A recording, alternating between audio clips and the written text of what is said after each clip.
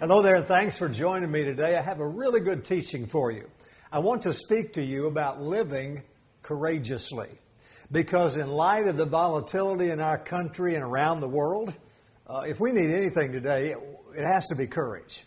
And let me begin by giving some props and special thanks to Pastor Scott Scruggs for his sermon called Everyday Courage, where I got a lot of my content and inspiration for this teaching today. Now, in his book on fragile wings, Doug Forsberg tells about a phone call he received at 3 o'clock one bone-chilling January morning. The caller was an infrequent attender of Doug's church, and he had been thrown into jail earlier that day. The man was panic-stricken because he had just learned that his children had been in a car accident, and he did not know their condition. All he knew was that his roommate, who had been drinking, took the children with him in the car and hit a telephone pole. Well, Forsberg assured the man he would find out what happened, and he headed out for the jail in the 10-degree darkness. By the time he arrived, the man who called him was sitting in his cell, and he had both kids sitting in his lap. They had a few cuts and scrapes, but the father was overjoyed that for the most part they were unharmed. The ambulance driver had taken the children to the jail, and now police were in a quandary trying to decide what to do with them. Well, Forsberg and his wife took temporary custody of the little ones and told their father they would look after them until after arrangements could be made and after he was out of jail. So a police officer helped wrap them up in blankets. They didn't have any coats, and they carried the little kids out to the car shivering. As they walked to the parking lot, Forsberg said he could not help but think how frightened the little kids must be. Their father was in jail, they'd been in a car wreck, under the care of a drunk, and now they're going home with strangers. It was almost too much for him to comprehend. However, Forsberg said what he will remember most from that night is a question that the four-year-old little girl asked as he buckled her safely into the backseat of the car. And I'll tell you that question at the end of this teaching.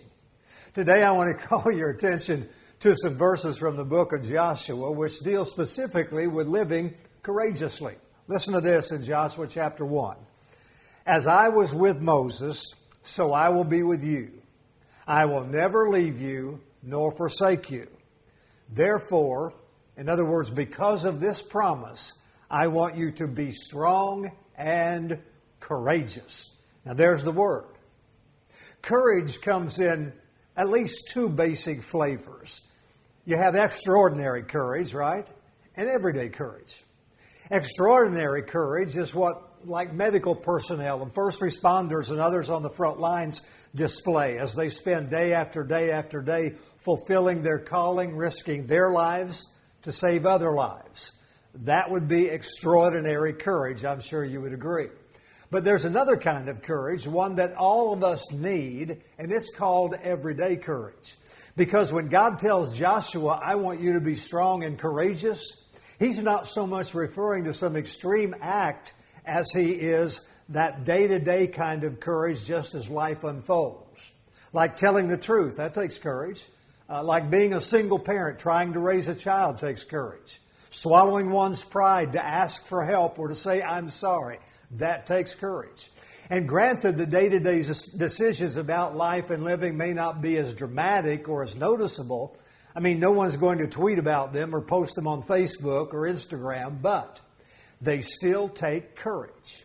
So let's jump in here today, and let me just give you a couple of ways you and I can live courageously, and then next week I'll give you a couple of more. First of all, some of us need God's courage so that we can step up and take initiative. In Joshua chapter 1, verse 1, it says, after the death of Moses, the servant of the Lord, said to Joshua, son of Nun, Moses' aide, Moses, my servant, is dead. Now then, you and all these people get ready to cross the Jordan River into the land I am about to give them to the Israelites. Joshua's story begins with 5 terrifying words. After the death of Moses. And the reason those are terrifying is because Moses was their leader. He was the guy. He was the man. He was the QB on their team, if you will. Moses was the one who stood up to Pharaoh, the one who went to get the 10 Commandments from God himself. You see, Moses was always the one to step up and take ownership and initiative.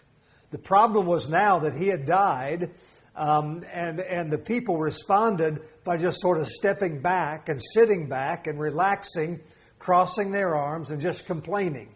Didn't know what to do. That is why what should have been an 11-day journey for them to the Promised Land took them some 40 years. And by the way, what you'll notice in life is that you can't step up and take initiative and complain at the same time. Those two are mutually exclusive. So God comes to Joshua and says, Moses, my servant, is gone. Now it's up to you. You have to be courageous, Joshua. It's time to step up and step out. Now listen, God still expects that from us today, especially in light of the fact that we are way more equipped than the Israelites because He has empowered us by His Spirit. And if you're curious as to where to start all this stepping up stuff, it's actually easy.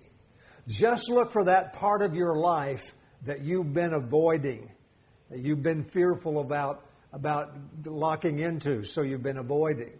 Maybe it involves how you've been behaving in a relationship. It may be how you're how you're avoiding conflict or a hard conversation at work or at home. You see, most times our problem is not that we don't know where the problem or where we need to step up. The problem is that we fear doing it. And think about this. Did you know that this pattern of avoidance is so destructive? And not just for others around us who are maybe left hanging by our lack of ownership, but also destructive even for our own health and well-being. Because listen, when we avoid taking initiative, that causes or reinforces low self-esteem and even depression. Studies have tracked that, in fact. When you break commitments, when you consistently blame others, when you rationalize wrongdoing over and over, when you avoid stepping up and taking initiative, you're actually damaging your own soul. So some of us need God's courage to step up and take initiative. And second, some of us need God's courage to take Him at His word. In verse 3 it says this, I will give you every place where you set your foot as I promised Moses. Now think about that. Every place your foot touches, I give to you. That's a pretty audacious promise, would you agree? But then that's how God rolls, isn't it? In fact, God has loaded us with the promises. Like Isaiah 41:10 says, so do not fear, for I'm with you. Do not be dismayed, for I'm your God. I will strengthen you and help you. I will uphold you with my righteous right hand. And not only that, but the actual God of those promises lives in us and says to us, I will never leave you nor forsake you. And yea, though I walk through the valley of the shadow of death, I will fear no evil, for thou art with me. Well, the ambulance driver had taken the children to jail, and now police were in a quandary trying to decide what to do with them. So Forsberg and his wife took temporary custody of those little ones and told their father they would look after them until arrangements could be made. A police officer helped wrap them in blankets. They had no coats, and they carried them shivering out to the car. And as they walked to the parking lot, Forsberg said he could not help but think how frightened they must be. Father's in jail. They'd been in a car wreck. They were under the care of a drunk, and now they're going home with strangers. It was almost more than you could comprehend. However, Forsberg said that what he remembers most from that night is a question the little 4-year-old girl asked as he buckled her safely into the back seat of the car. As he fastened the seatbelt, she held his arm and looked up at him with large, frightened brown eyes and asked this question, Mister, can you drive? Think about that. 4 years old. Mister, can you drive? On that frigid January night, a child was struggling to summon the courage to overcome her fears. She had just been in a very scary automobile accident. Would this stranger now do any better? Now think about that.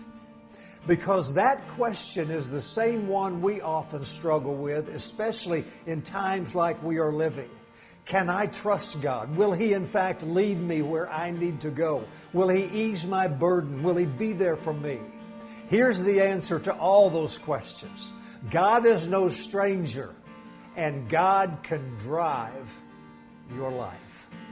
And as a bonus, He will give you His courage to handle all your fears. So just, I would say, snuggle up and trust Him.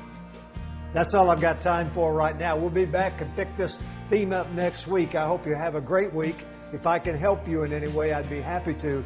You can email me at our website. You can send me a personal message on any social media venue. Prayer requests, questions you might have, I'll get right back to you. God bless you. Have a great week.